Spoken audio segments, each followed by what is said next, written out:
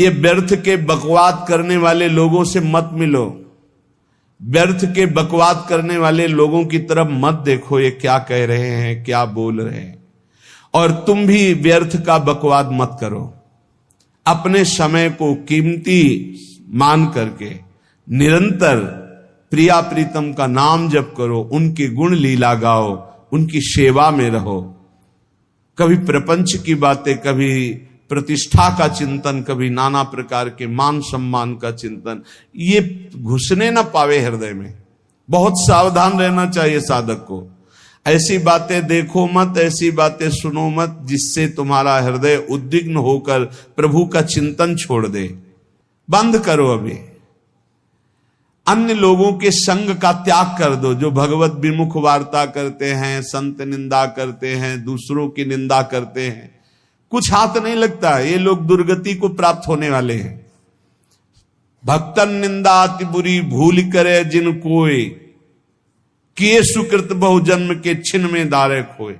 पर निंदा के किए ते नहीं, आवत नहीं कछु हाथ, मूर्ख पर्वत पाप को ले चल अपने साथ। तो अलम कश्यापि संगत्या, ऐसा संग मत करो जिनके पास बैठने से भक्त निंदा, जन निंदा, भगवत निंदा हो। ऐसे से दूर रहो। अलम, बंद कर दो ऐसे लोगों का संग। रात दिन हम श्यामा श्याम का नाम जप करेंगे, श्यामा श्याम के लीला गुण गाएंगे, श्यामा श्याम के ही धाम का शोभा का चिंतन करेंगे। जब तुम अपना जीवन श्यामा श्याम के चरणों में न्यौछावर कर दोगे तो पूरा भार श्यामा श्याम ले लेंगे और तुम्हारे हृदय में मस्ती आ जाएगी। जो ऐसा निश्चयी होता है, दृढ़ निश्चयी, उसके अंदर दृढ़ विश्वास, तो उसके हर समय भगवान की स्फूर्ति होती रहती है। भारी प्रतिकूलता में भी भगवान का सानिध्य अनुभव होता है। वो अनुकूलता में तो भगवान के दुलार को देखता है, लेकिन प्रतिकूलता में भगवान की विशेष कृपा को देखता है। ये संयोग, ये वियोग, संसार की ये द्वंद्वमयी वृत्तियां भक्तों के हृदय में नहीं चुभती। आए की हुज्जत नहीं, गए की तलाश नहीं, क्योंकि नित्य संयोग भगवत स्मृति के प्रभाव से प्रभु का रहता है। शोक, विषाद बहुत ध्यान देने योग्य विषय है। तभी लोगों को ऐसा लगता है कि ऐसा कैसे हो सकता है। भक्त के चरित्रों को जब सुनते तो लगता है ऐसा कैसे हो सकता है, ऐसी परिस्थिति में भी ऐसा कैसे हो सकता है। क्योंकि तुम मानसिक बुद्धि से युक्त हो और वो भागवतिक स्थिति से युक्त है, इसलिए तुम उसको पार पा ही नहीं सकते। जब तुम अपना जीवन श्यामा श्याम के चरणों में समर्पित कर देते हो हृदय से, फिर उनकी कृपा से सब विघ्न दूर हो जाते, एक अपार मस्ती रहती है। नहीं तो शोक, विषाद, दुख, क्लेश, कष्ट, संताप, भय, उद्वेग, ये सदैव सताते रहते हैं। इसी से डिप्रेशन होता है। बार बार नकारात्मक चिंतन, शोक, विषाद, दुख, चिंता, क्लेश, संताप, भय, उद्वेग, यही पूरे मानसिक स्तर को नष्ट कर देते हैं। उत्साहहीन जीवन हो जाता है। जब तुम श्यामा श्याम को समर्पित हो जाते हो तो ये सब प्रवेश भी नहीं करते, एक अपार मस्ती बनी रहती है। अब क्या होगा? श्यामा श्याम जो करेंगे वही होगा।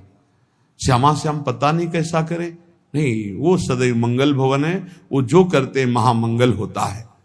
यह निश्चय उपासक के हृदय में आ जाना चाहिए। इसलिए अपना सारा मन, सारी बुद्धि, सारा जीवन, प्रत्येक श्वास प्रभु को अर्पण कर दो। फिर देखो तुम निहाल हो जाओगे।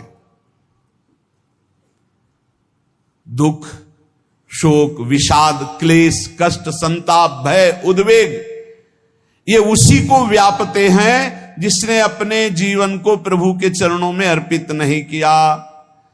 इसलिए तुम अपना सारा मन सारी बुद्धि, सारा जीवन, प्रत्येक श्वास केवल प्रभु को अर्पित कर दो, फिर देख लेना। श्वास कैसे अर्पित की जाती? राधा राधा राधा। बुद्धि कैसे अर्पित की जाती? एकमात्र निश्चय कि भगवत सुख ही सुख है, ये जागतिक सुख सुख नहीं, ये दुख है, ये ऐसा दलदल है जिससे आप तक कोई नहीं निकल पाया। सारा मन, हम मन से केवल प्रभु का मनन करें, बार बार मन को संसार से हटा के नाम में, रूप में, लीला में, धाम में लगाएं। बहुत प्रसन्नता हो जाती है उस उपासक के हृदय में जो अपना मन बुद्धि प्रभु के चरणों में अर्पित कर देता। भगवान ने तो इसको बहुत उत्तम स्थिति बताया है कि मेरे से कभी वो अलग हो ही नहीं सकता यदि मन बुद्धि अर्पित कर दिया। मयि वो मन आधत्स्व मयि बुद्धिम निवेशय, तो निवश्य मयि एव अत ऊर्ध्वम न संशया। बिल्कुल संशय नहीं, वो मेरे में ही निवास करेगा जिसने मन और बुद्धि अपनी मेरे में अर्पित कर दी। बहुत प्रसन्नता रहेगी उस उपासक के जीवन में जो अपने आप को मन बुद्धि सहित प्रभु के चरणों में समर्पित कर दिया है। भगवान का आश्रय लेने वाले की पहचान है हर परिस्थिति में प्रसन्न रहना। देखो आप भगवद आश्रित हो कि नहीं, देखो अनुकूल परिस्थिति में तो सब प्रसन्न रहना, लेकिन प्रतिकूल परिस्थिति में प्रसन्न रहना ये भगवान के भक्तों का लक्षण है। हर परिस्थिति में प्रसन्न रहना ये भगवान के भक्तों का लक्षण है। आनंदगन भगवान का आश्रय मिलते ही आनंद छा जाता है हृदय में। उनके पास आनंद का अभाव होता ही नहीं है। जैसे सूर्य का प्रकाश उदय होते ही सूर्य का प्रकाश संपूर्ण अंधकार को नष्ट कर देता है, ऐसे ही भगवान का संपूर्ण आश्रय लेते ही सब दुख चिंता शोक नष्ट हो जाते, आनंद ही आनंद। तुम भगवान के मंगलमय रूप को नहीं जानते हो, पर उनके मंगलमय भाव को, विधान को मानना शुरू कर दो। जो भी होता है मंगलमय होता है। हमने जीवन में देखा है, अगर इधर कोई बहुत बड़ा सुख दिया तो देर नहीं लगेगी, 24 घंटे नहीं व्यतीत होंगे और ऐसे दुख दे देंगे, जिससे दोनों का समान भाव रख करके ना दुख में तुम भूलो प्रभु को, ना सुख में फूलो, सीधे भगवत मार्ग में चल। पूरे जीवन की बात देखा है। भगवान के मंगल विधान में सदा सर्वदा सुख ही सुख है, इस बात को मान के प्रसन्न हो जाओ।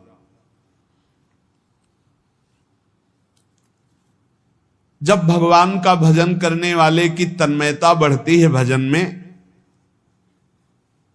तो द्वेषी जन अपने आप तैयार हो जाते हैं। भक्त कभी किसी से द्वेष नहीं करता, अपने आप वो द्रोह करने लगते। तो नरसिंह मेहता जी से बहुत गांव के कई लोग थे जो जलते थे, ऐसे जलते थे कि अब क्या करें, कैसे मिटा दे नरसिंह मेहता जी को। अब उपाय तो मिल नहीं रहा था। तो एक दिन संतों की मंडली आई और उन्होंने कहा कि हम रास्ते में कोई चोर आदि धन ना ले ले, इसलिए यहां से किसी की हुंडी चलती है क्या द्वारिका में? पहले ऐसा था। बोले हाँ, हमारे यहां बहुत बड़े सेठ हैं नरसिंह मेहता जी, पर आप कहोगे वो मना कर देंगे। कई बार कहोगे, अगर वो स्वीकार कर ले तो वहां। और उनका लक्ष्य था कि नरसिंह मेहता जी की तो खाने की भी सुविधा नहीं थी, हुंडी कहां की बात आई। उनका था कि जब वो ना कहेंगे तो संतजन नाराज हो जाएंगे, अगर हां कह दिया तो वहां हुंडी चुकेगी नहीं, तो संतजन अपने आप इनको शाप दे देंगे, अपराध बन जाएगा, ये नष्ट हो जाएंगे। संतों को भेजा नरसिंह मेहता जी ने, सबकी दंडवत की, चरण पखाड़े। तो उनका ये इतना रुपया है, द्वारिका में साधु सेवा हम करेंगे, वहां तुम्हारी हुंडी चलती है, तो आप अरे उनका आप कहाँ भूल रहे हो, यहाँ खाने की भी व्यवस्था। बोले हमें सब पहले से बता दिया गया कि आप मना करोगे, बार बार मना मत करो, हमें पता है।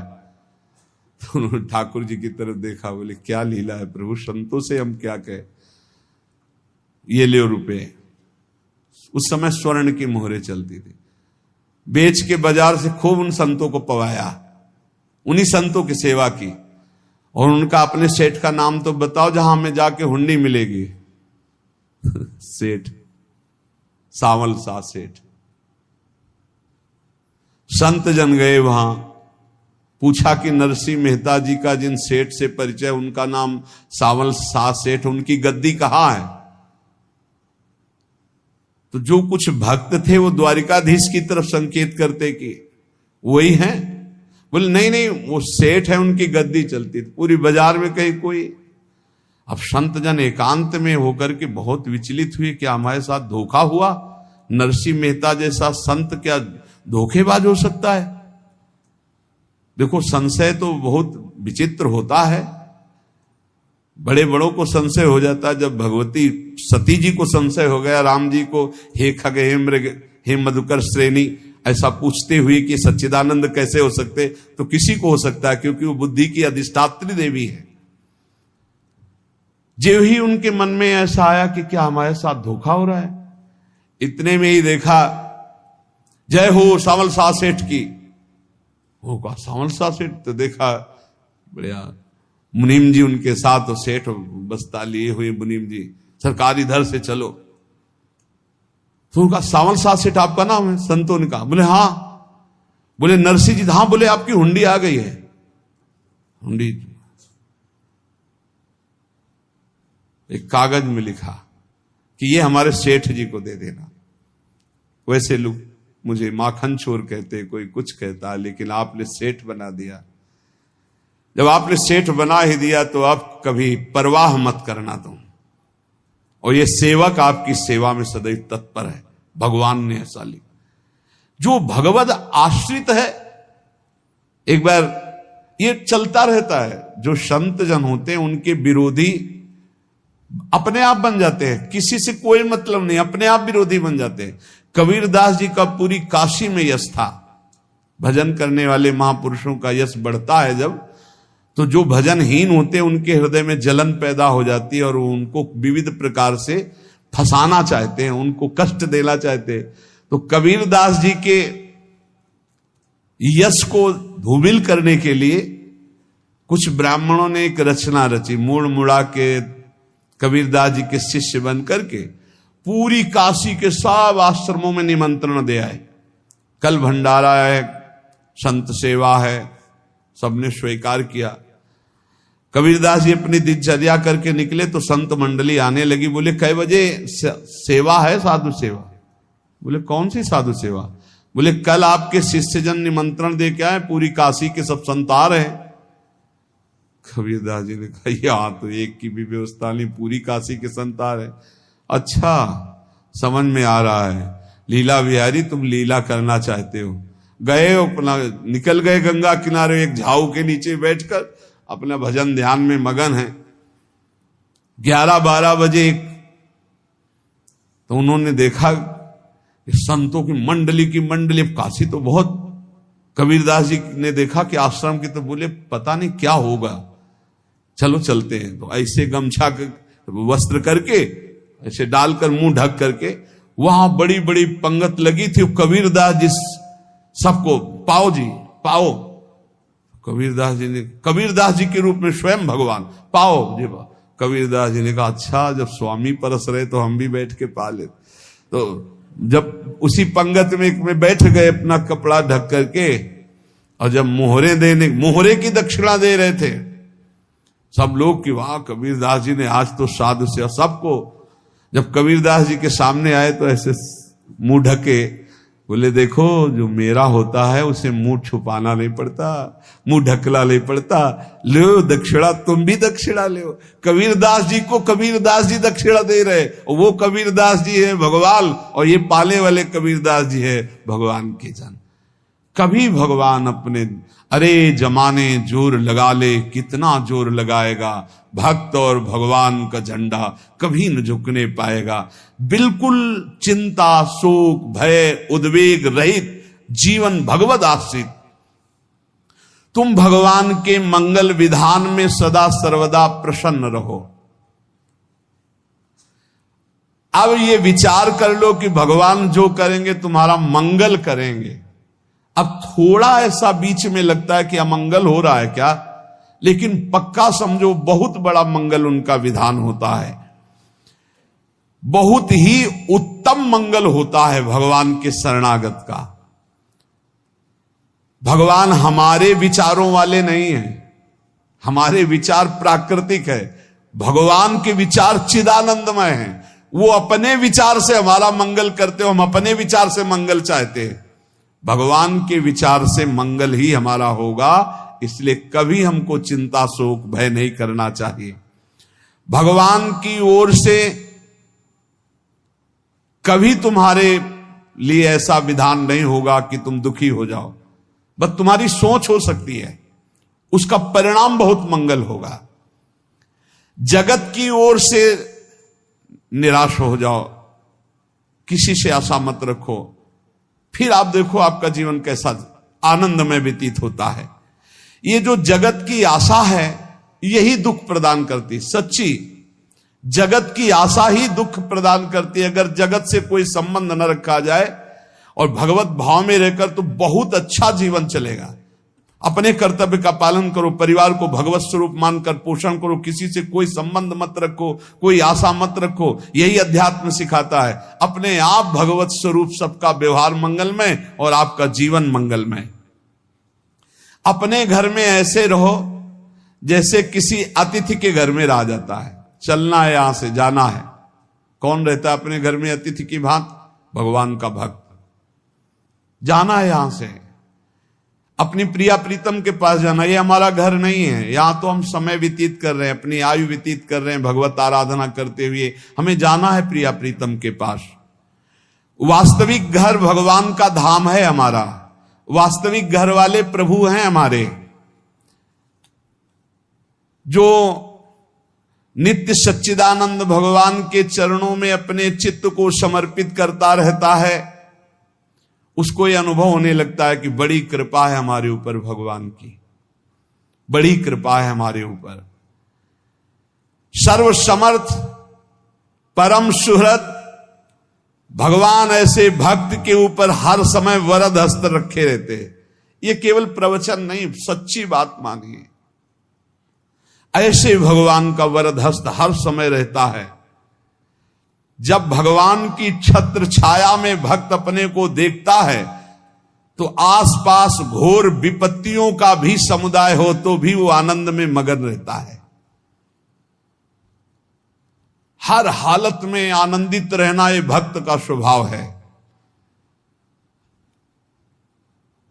भगवान ऐसे भक्तों को प्यार करते हैं जैसे कछुआ अपने अंडे को बाहर रख आवे और रात दिन उसका चिंतन करे।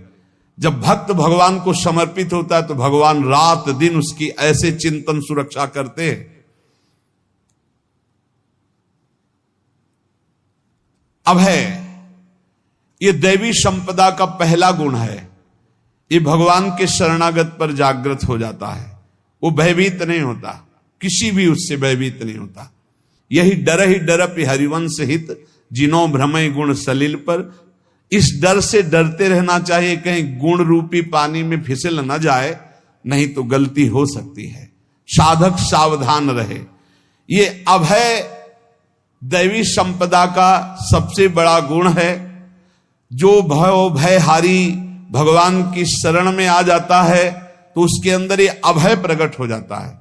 अगर कहीं तुम्हें एकांत में भय लग रहा है, एक आदमी तो एकांतिक में आए थे, वो कह रहे थे कि हमें हर समय भय लगा रहता कि कोई हमारे पीछे है, अंधेरा तो लगता कोई खड़ा है, मैं जीना मुश्किल हो गया, ऐसा भय। देखो ये मन कैसा है, भगवान से विमुख होने पर कैसे डरवाता है।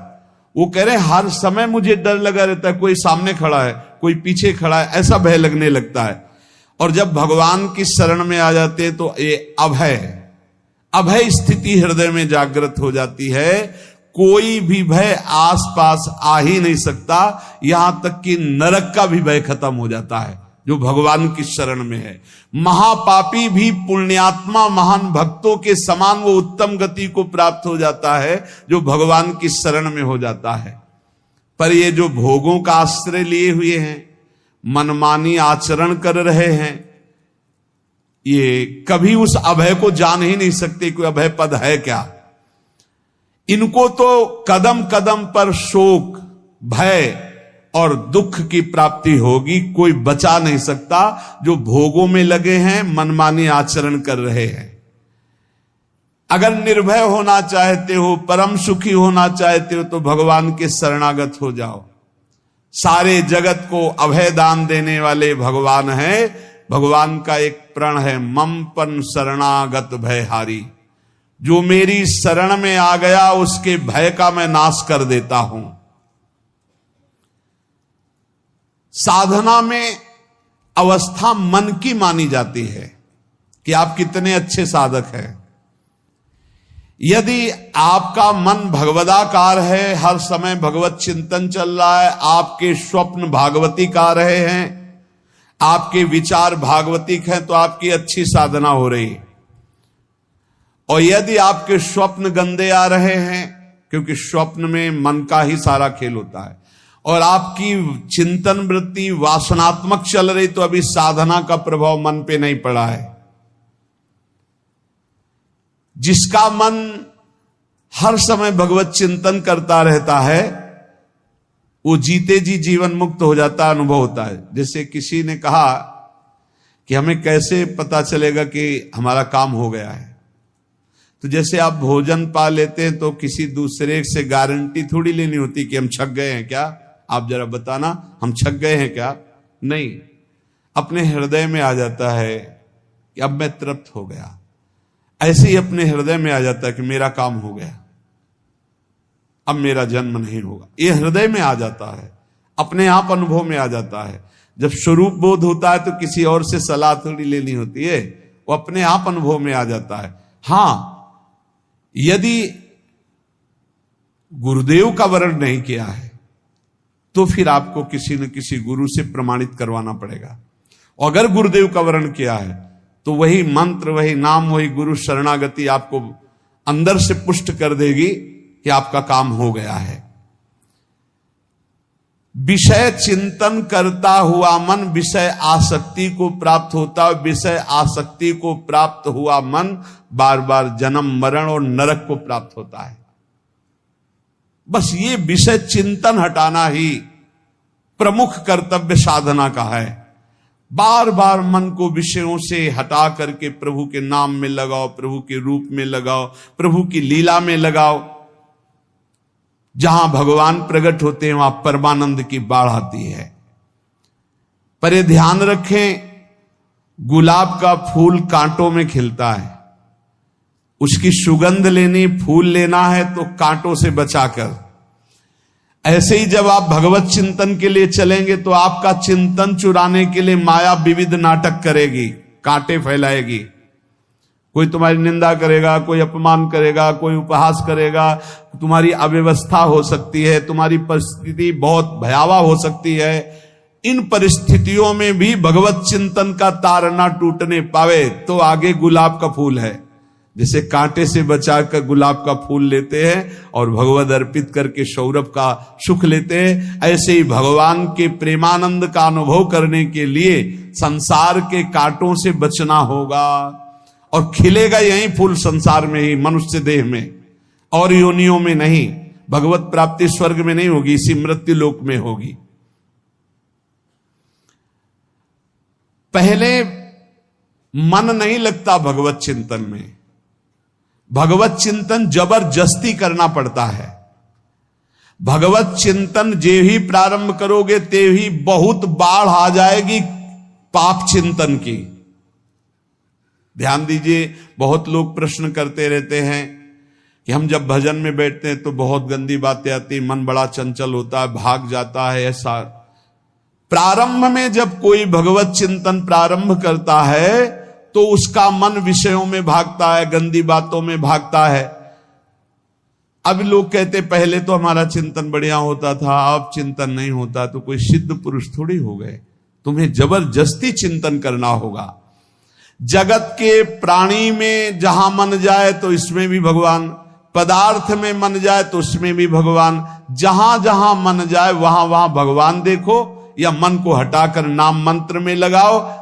ऐसे भगवत स्मृति जागृत की जाती, बार बार प्रयास करना होता है। कई लोग ये प्रश्न करते हैं कि हमसे बड़े पाप हो गए तो क्या हमें भगवान की प्राप्ति हो जाएगी? तो यहां कह रहे हैं भगवान किसी के पूर्व जीवन को नहीं देखते हैं, वर्तमान के भजन को देखते हैं। पकड़ो इस बात को। अगर वर्तमान में आज आप सुधर गए हो, नाम जप कर रहे हो, तो आप भक्त हो। ये गीता जी में भगवान ने कहा, अपिचेत सुदुराचारो भजते माम अनन्य भाग साधुरेव समन्तव्या सम्यक व्यवसिता। ऐसा बहुत दुराचारी पहले रहा है, बाद में उसके मन में आ गया कि भगवान के सिवा हमारा कोई कल्याण करने वाला नहीं, हमारा कोई नहीं। तो भगवान कहते हैं मैं उसे साधु ही मानता हूं, उसे साधु बना देता हूं। भगवान किसी के पूर्व जीवन को नहीं देखते। बहुत बढ़िया बात है। कल तक हम क्या करते रहे भगवान नहीं देखते, आज क्या कर रहे हो ये देखते हैं। यदि आज आप भजन में लग गए हो, अच्छे आचरण कर रहे हो, तो आपको भगवत प्राप्ति हो जाएगी। भगवान ये नहीं देखते कि पूर्व में पुण्यात्मा रहा है कि पापात्मा रहा है। भगवान वर्तमान में देखते कि मेरा भजन कर रहा है, बस इसी से कल्याण कर देते हैं। पकड़ो इस बात को, तो कभी प्रश्न नहीं उठेगा कि क्या हमको भी भगवत प्राप्ति हो सकती है क्या। हमारा मन यदि श्री भगवान को चाहने लगे तो श्री भगवान हमारे मन में ही आकर बस जाएंगे। भगवान की रूप माधुरी में मन डूबने लगेगा। यथार्थ सत्य, जो भगवान से थोड़ा भी प्यार करने लगे हैं, उनके हृदय में भगवान की उनकी भावना के अनुसार झलक आने लगी है। हृदय में प्रभु के आते ही अनंत जन्मों के संस्कारों का नाश हो जाता है। इसलिए तुम अपने पहले वाले घृणित जीवन को याद भी मत करो और उसको सोचकर जरा निराश भी मत हो। अमावस्या में घोर अंधकार रहता है, पर प्रातः काल में अंधकार नष्ट हो जाता है। ऐसे ही नाम का उच्चारण करते ही तुम्हारे जितने पाप अंधकार हो सब नष्ट हो जाएंगे। तुम चाहो कि एक क्षण भी प्रभु को ना भूलो। अब वर्तमान में ऐसी स्थिति बनाओ। जो प्रभु को नहीं भूलने की चाह करता है कि मुझे ऐसी स्थिति प्राप्त हो कि मैं कभी प्रभु को ना भूलूं, तो सच्ची मानो और कोई बात भगवान सुने ना सुने, ये बात जल्दी सुन लेते हैं। भजन की मांग करो तो बहुत जल्दी भगवान पूर्ण करते हो। भजन जिसका चलने लगा तो फिर लोक लोकांतर के सारी रिद्धियां सिद्धियां सुख वैभव तो उसके चरणों में लौटते हैं। जब हम प्रभु से प्रभु का स्मरण न मांगकर भोग मांगते हैं, तभी हमारा भजन रुक जाता है, भजन नहीं चल पाता। यदि हम प्रभु से केवल भजन मांगे तो विश्वास करो ब्याज में सब हो जाएगा। मूल भजन तो आपका बचेगा ही, ब्याज में लोक लोकांतर के भोग आपके चरणों में लुटते घूमेंगे। आप भजन करके तो देखो। अरे घिघियाने की जरूरत नहीं, किसी से मांगने की जरूरत नहीं, भजन करके देखो, सब ठीक हो जाएगा, सब अपने आप बन जाएगा। हम बहुत बड़ी भूल कर देते हैं कि थोड़ा भजन करके प्रभु से कुछ सांसारिक वस्तुएं, स्थितियां, परिस्थितियां बदलने की मांग कर लेते हैं, जिससे भजन छूट जाता है। प्रभु की स्मृति इतनी महान है कि जिन्होंने बैर भाव से प्रभु का स्मरण किया उनको भगवान की प्राप्ति हो गई। जैसे कंस आदि भगवान से बैर ही तो रखते थे, लेकिन भगवान की स्मृति रहती थी। स्मृति ने उनको भगवत प्राप्ति करा दी। स्मृति में महान सुख है, पर वो जब भक्ति रस से युक्त स्मृति होती तब माधुर्य रस, प्रेम रस का अनुभव होता है। कल्याण तो वैर भाव से स्मरण करने वालों को भी प्राप्त हो गया। यदि आप भक्त हो और ये चाहते हो कि आपकी भागवती की स्थिति बहुत जोर की हो, तो हम आपसे प्रार्थना करते हैं कि रोज प्रभु से एक ही बात मांगिए, मुझे अखंड स्मृति दीजिए। अर्जुन जी को पूरी गीता जी सुनने के बाद यही मिला, नष्टो मोहा स्मृति लब्ध्वा। स्मृति, प्रभु आप हम पे ऐसी कृपा कर दो कि हमारे हृदय में किसी और व्यक्ति, वस्तु, स्थान की स्मृति न रह जाए, केवल आपकी स्मृति रह जाए। ये चाह भगवान बहुत जल्दी पूर्ण कर देते हैं यदि उपासक हृदय से ये बात मांगे। भगवान की कृपा से ही ऐसा हो सकता है कि अखंड स्मृति ये कर्म फल से नहीं मिलती है। प्रभु के प्रति निर्भर होकर जो दैन्यता पूर्वक प्रभु से मांगता है और हर समय अभ्यास करता रहता है भगवत स्मरण का, उसको ये स्मृति मिलती है। और स्मृति मिल गई तो इससे बड़ी कोई स्थिति नहीं, हर समय भगवान का स्मरण। प्रभु से मन प्रतिपल नया नया स्वाद लेकर के आसक्त होता रहता है, नवम नवम। प्रभु कभी बासी नहीं होते। जैसे किसी व्यक्ति को देखो तो देखते देखते मन हट जाएगा कि देख लिया, बहुत सुंदर है, ठीक है, लेकिन वो एक दिन मन हट जाएगा। और प्रभु की सुंदरता नवम नवम है, प्रभु के नाम का स्वाद नवम नवम है, प्रभु की लीला का स्वाद नवम नवम है, प्रभु के धाम की शोभा नवम नवम है। जैसे आचार्य महाप्रभु हरिवंश चंद्र जी कहते, नयो नेह नव रंग नयो रस नवल श्याम वृषभानु किशोरी, नव पीतांबर नवल चूनरी, नई नई बूंदन भींजत गोरी, नव वृंदावन हरित मनोहर, नव चातक बोलत मोर मोरी, नव मुरली जो मल्हार नई गति, सब कुछ नया। तो नवम नवम प्रभु प्रतिपल नवम नवम प्रभु का रूप, प्रियाजू का नवम नवम, अबहीं और अबहीं और अबहीं और है। तो कहते हैं जब मन निरंतर स्मृति में डूबता है, तो जब प्रभु की रूप माधुरी प्रकाशित होती तो ऐसी नवम नवम कि कभी ये नहीं होता कि रूप बासी हो गया। ये वही रूप है जो हमने अभी देखा था, नवम नवम। इसलिए आनंद की उफान आती रहती है उपासक के हृदय में। ऐसी प्रियता, ऐसा आनंद बिना भजन के नहीं अनुभव में आएगा। इसलिए तुम विश्वास करो, तुम्हें बहुत सुंदर सुख मिलने वाला है, आगे अपार सुख मिलने वाला है। ये थोड़ा दुख का समय काट लो, जब तक जीवन है ये दुख सुख की लहर आती रहेगी, आप इसको सह जाओ, आगे बहुत आनंद है, विश्वास मान लीजिए, बहुत आनंद है। जो ये विश्वास कर लेता है वो प्रभु के मार्ग में चलकर प्रभु को प्राप्त कर लेता है। नहीं तो इतने रोड़े हैं कि आप ऊब जाओगे, बहुत रोड़े हैं। जो प्रभु के मार्ग में चलता है तो माया के बहुत से पार्षद अपना प्रभुत्व दिखाने उनके पास आते हैं, महिमा अपनी दिखाने, पर वो किसी वस्तु, स्थिति, अवस्था, प्राणी, पदार्थ का प्रभाव स्वीकार ही नहीं करता, क्योंकि भगवत स्मृति परायण है, भगवान की कृपा पर विश्वास है, इसलिए उसको कोई फंसा नहीं पाता। वो नित्य निरंतर प्रभु से घुला मिला रहने के कारण उसकी मस्ती में कोई फर्क नहीं पड़ता। माया का प्रभुत्व रखने वाले उसे फंसाने की चेष्टा करते हैं, पर उस पर किसी का असर नहीं होता। वो कहीं लिप्त नहीं होता, वो कहीं दुखी सुखी नहीं होता, वो हर समय प्रसन्न रहता है। तुम देखो, हर समय प्रसन्न रहते हो? यदि नहीं तो तुम किसी व्यक्ति वस्तु का आश्रय लिए हुए, प्रभु का नहीं।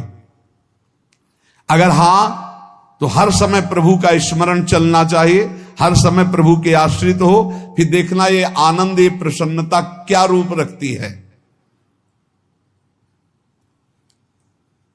बड़े बड़े मस्त संतों को देखा, मस्त ऐसे उन्माद में मस्त, हे उस सुख के लिए ललचाओ, कब तक जन्मते मरते रहोगे, कब तक बार बार दुख भोगते रहोगे, कब, बड़ा प्रपंच है ये। भगवान का स्मरण परम पुण्यात्मा पुरुष का हृदय माना जाता है, बहुत पवित्र हृदय, बड़ा पुण्यात्मा हृदय जिसमें भगवान का स्मरण।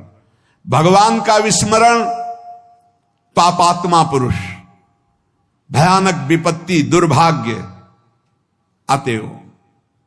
सुदृढ़ निश्चय करो, अब हम भगवान के स्मरण में अपना समय व्यतीत करेंगे। मेहनत करो, कार्य करने के लिए कोई मना नहीं, आप नौकरी करो, किसानी करो, व्यापार करो, पर अंदर अंदर भगवत स्मृति, भगवत स्मृति ही सबसे बड़ी स्थिति है।